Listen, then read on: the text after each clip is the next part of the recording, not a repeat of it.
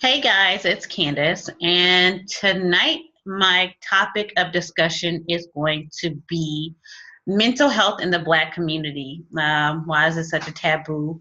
Um, just addressing some of its issues. And tonight I have Sadie Adams on the line with me. Sadie, go ahead and introduce yourself. Just tell people a little bit about you, and then we can get right to it.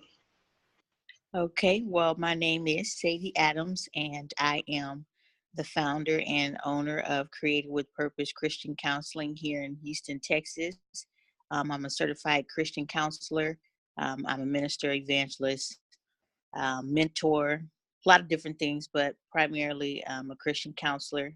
And so that is what I do as of right now, along with a few other things. But that's just a little bit about me. I'm a new mom. I'm happily married, and so life is good for me. Great, great, great. So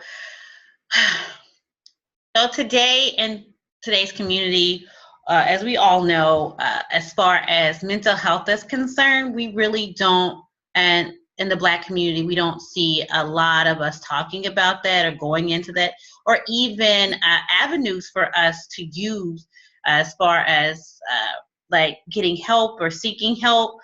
It's for a while now. It's been something kind of taboo-ish. Um, when someone says, oh, I have depression or I have anxiety, it's kind of like frowned upon. It's kind of like, oh, you're okay. It's Mm-hmm. really not that serious. Like, it's not a big deal. You're basically overreacting.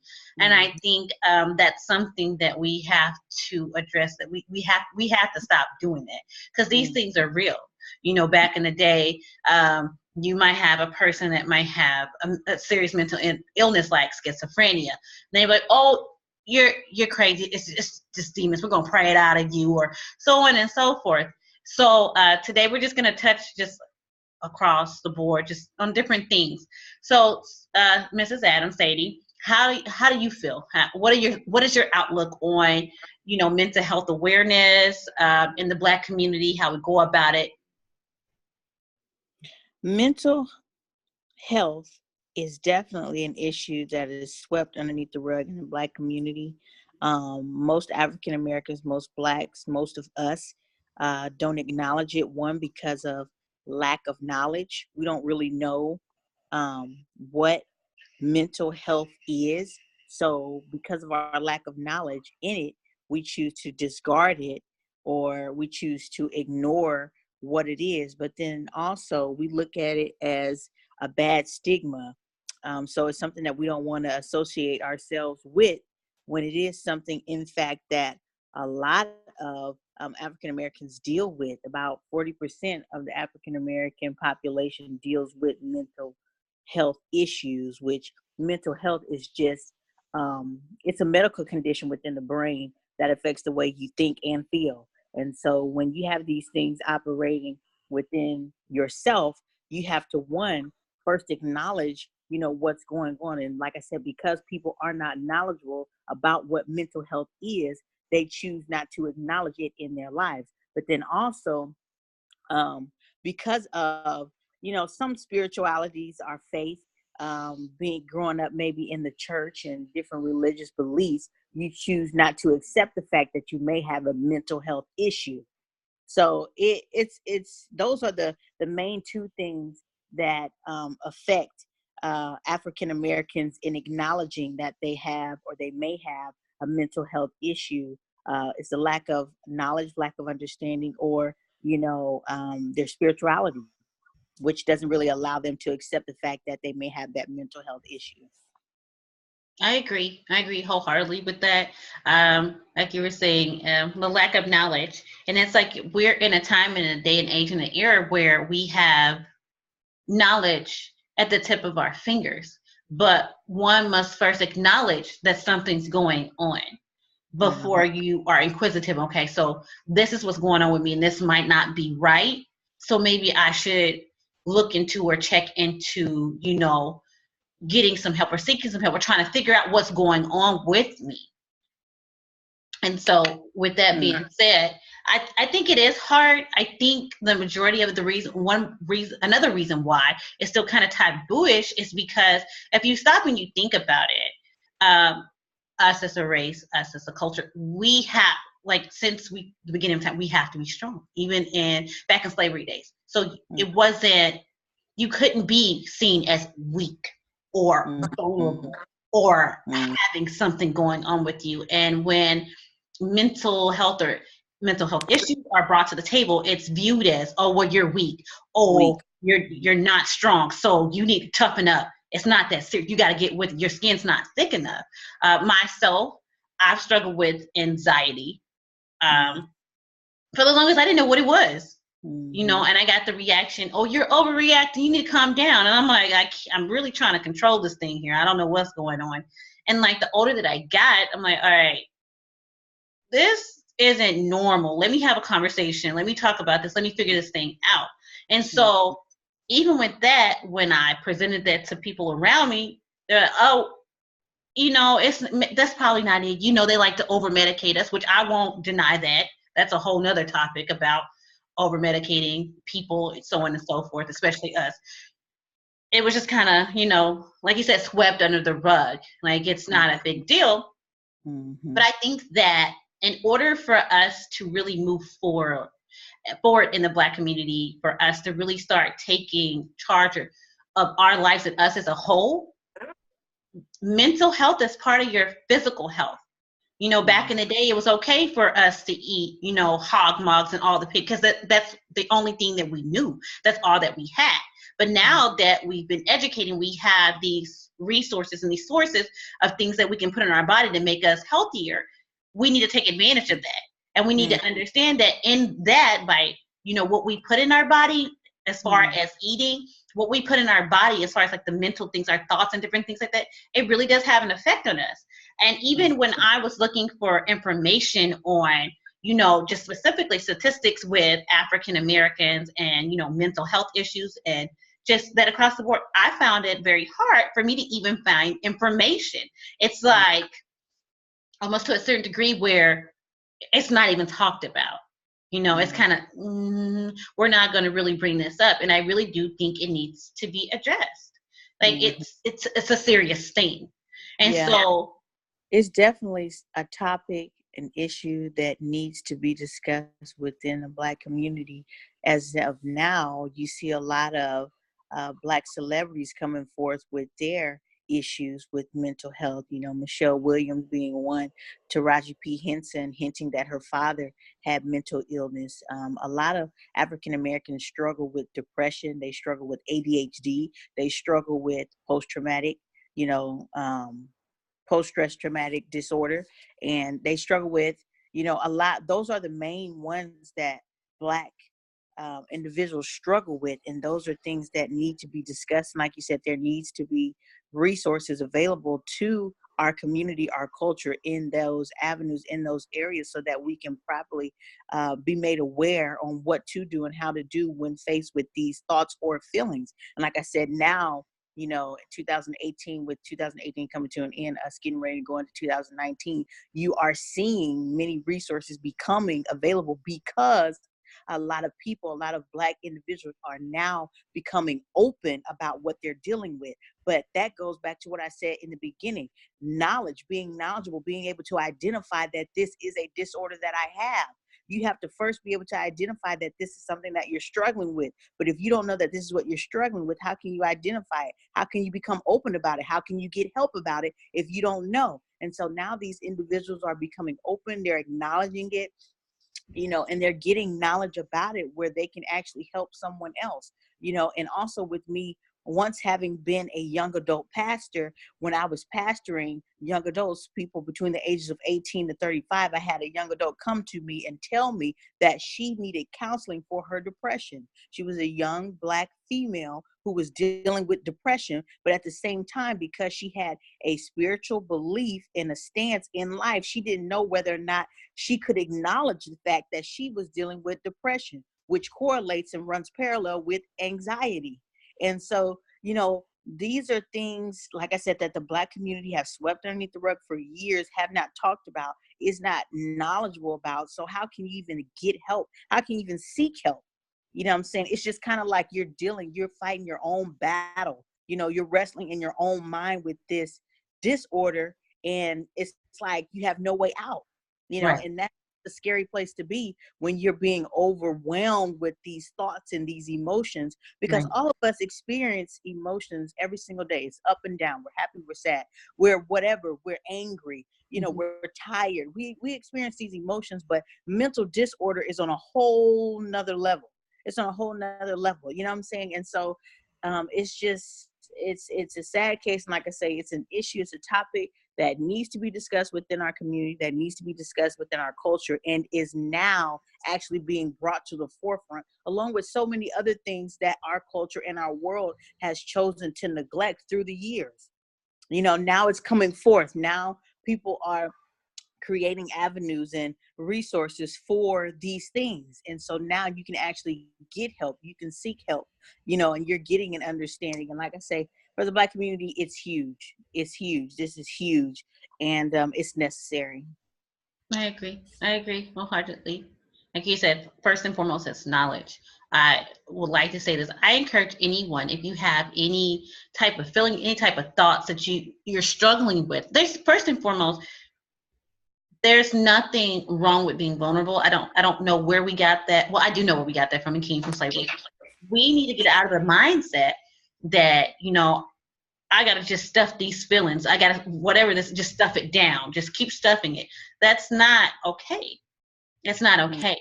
And then also in our family units and even any relationship, we need to create a safe space, a safe place where I can come in and I can sit down and I can say, hey, for the past last week, I've been feeling this type of way and I'm not really for certain what's going on with me.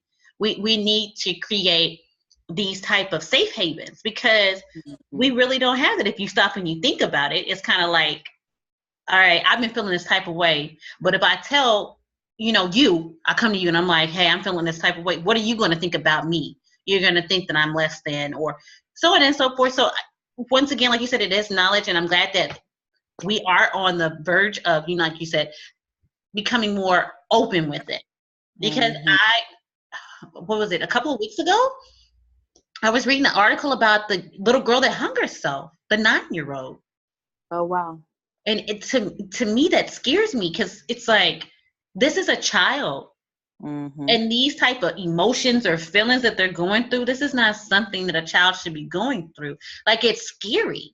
This is real. Like, we have to really sit down and we have to talk to our children about this.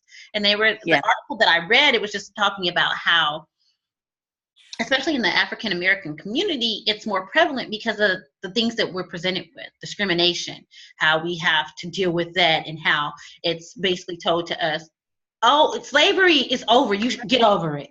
It's not that big of a deal. There's no such thing as racism. You're overreacting. And like, I was speaking with a colleague and we were talking about that, how as a Black woman or a Black male, you can't be depressed. Like, even in society, you have a problem. You have an attitude problem. There's something wrong with you. But on the complete opposite of the spectrum, it's, oh, what's really going on? Even in the media, when things are portrayed, just how we are portrayed as a whole. And that has an effect on your mental psyche. Like, it does. Yeah. And so we have to start somewhere. And like you were saying, I'm so happy that we are seeing these avenues and different things like that, different resources that are being offered to us, and people coming out and saying, hey, I too, struggle with this, or I know somebody who struggled with this, and it's time out for sweeping it underneath the rug and saying, oh, it's not that, or you're overreacting. It's time for us to really address that. And I think that's going to help us as a whole, because it's a lot of things that, like you said, that come from that. Like the child that has a mother that has a mental disorder, but because she's so used to people telling her it's not that, the stigmata that it's creating on this individual and what they have to come up underneath. Yeah. So I agree with you wholeheartedly as far as the knowledge and us getting to these resources. And I really think that It's a necessity. Just like you go to the gym and you work out, I think you should see a counselor. I think you should talk to somebody. It's a part of your whole health, Mm-hmm. your mental, your spirituality. You have to do this. It's for you. And Mm-hmm. that's how you keep yourself in balance. Like, okay, these are normal feelings. These are not normal feelings. But in the Mm-hmm. same, like you said, I want to see more resources for our communities, in our communities, for us to walk into, for a young lady to walk into who's saying, okay, I'm not feeling right, but I need to talk to somebody. We really need to come together and start doing that because Mm-hmm. it's a must. Mm-hmm. Yeah, it's definitely a must, and that's one of the reasons why I personally had went on a journey to go to individuals. See, with me being a Christian counselor, I intertwine psychology, if you will, with spirituality, with your faith. And so I decided to create something where I would go to halfway houses and I would teach and I would instruct women who have been previously incarcerated. They've dealt with the trauma, they've dealt with, some sort of abandonment and neglect, where they're trying to find their way back into society, but they're trying to do it, on broken pieces, if you will. And so I would create a curriculum where I would go to them and I would teach them how pretty much you can survive off of these broken pieces and how you can find this happy medium where after you've gone through what you've gone through, you've recognized it, you've acknowledged it, but helping them get the counsel they need through spirituality. And so I'm saying all of that to say that the resources are so necessary. They're so necessary, where more individuals need to, who have a heart and a passion and desire to help others, make it available, to these individuals. Because like I said, I went to them, what I'm saying? They didn't really come to me, but I went to the halfway house to institute this type of teaching to help these individuals who are going to be trying to go back into the world and try to create a living for themselves, but, not really sure how to, after what they've experienced, after what they've been through. But being that mentor, being that counselor, being that advocate for them to help them do checks and balances, to help them get back to their norm, to help them start seeing things from a different perspective. Because just like you said, you have to be able to realize that what I'm doing, how I'm thinking, how I'm feeling is not right.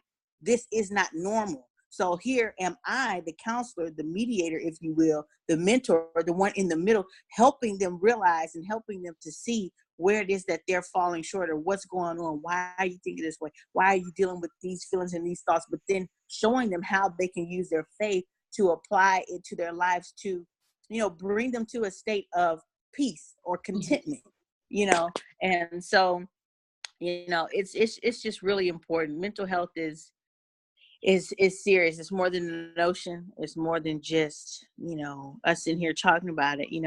It's so serious, because like I said before, there's every 1 in 5 people have mental illness. So there's somebody that who has a mental illness. There's Mhm. somebody in your circle who may have a mental illness, who has not even acknowledged that they have a mental illness, because they don't even really know that they have this mental illness. But they've been going in this cycle, they've been going in this circle for years, dealing with whatever it may be. And they don't know how to And deal with it. I did a study. On one of the studies, it was who? They said by 2020 that depression is supposed to be the leading disability. Depression by 2020. And that's only 2 years out. Yeah. And that's So, crazy that you say it's a disability. right. Because that's what it'll lead to. It'll lead to crippling you in the end. But depression isn't a disability. It's a mental, it's a mental state. But then, because so does a man think it, so is he, it begins to cripple you. Your Hmm. thoughts are the fruit of your reality. So it's so important what you are allowing yourself to think and to ponder and to meditate on, to infiltrate and to flood your life. You need that filter, you need that counselor, you need that the preacher at times, you need whoever it is, that your therapist that you may need to seek out to help you. Because after a while, what you think on is going to become your reality. Is going to be what you see around you, amongst you, and it could end up crippling you and leaving you with a disability. That's interesting. Yeah. I agree wholeheartedly. Like you said, it does cripple you. It is a disability to the point where I've had friends who come to me and said, I was depressed. I wasn't able to get out the bed. I didn't eat. Mm-hmm. I didn't take a Yep. bath. I was just Yep. stuck in Mm-hmm. darkness. And it Mm-hmm. wasn't like, oh, for a day. It was for weeks at a time. I did Oh not yeah. get up. Yep. I couldn't do it. It took Mm-hmm. everything in me. And I have kids, and my kids were coming in to check. I couldn't do it. And so, Mm-hmm. like you said, it's very crippling. It's Mm-hmm. devastating, and the Mm-hmm. adverse effects that it has on the individuals around you, especially when children are involved, they don't understand. They don't know. They just Mm-hmm. know that this is going on. So, Mm-hmm.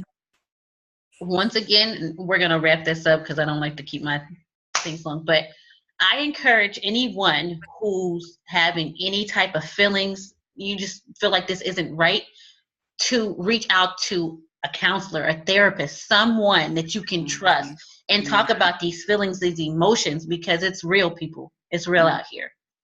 And you only have one life to live. So it's real. So just reach out to someone that you know you can trust. I'm going to drop Sadie's information, Mrs. Adams' information, if you're in the Houston area, to check on her and see what she has going on. And then also I'll drop some more information as far as just 800 national lines that you can reach out to, because once again, now that this is out here and it's coming to the forefront, we need to address it for what it is. Call it what it is, Mm-hmm. so that we can go ahead and move forward as a culture. So once again, I want to thank you guys for dropping in, for tuning in. I want to thank you, Sadie, Miss Adams, for being a guest. I hope to have you Absolutely. back.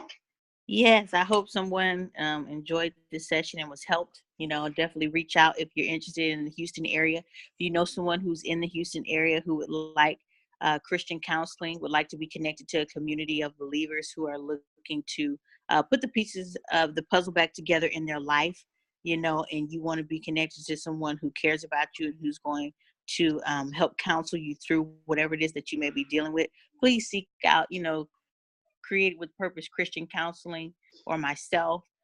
There's a few different things that we're getting ready to do within the new year, and we would love to have you be a part of our community and just help you out with what's going on in life. So, yeah, hit us up. All right, And all right, thanks for all having right. Oh, I hear some noise in the background. me.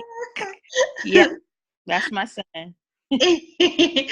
All right. Well, we're going to let you go so you can get to your son. You can enjoy your evening. Once again, thank you, thank you, thank you. And you Yeah, have a great evening. And once again, check out for the links in my comment section. And you guys have a great evening. All right. Until next time, guys. okay. All right.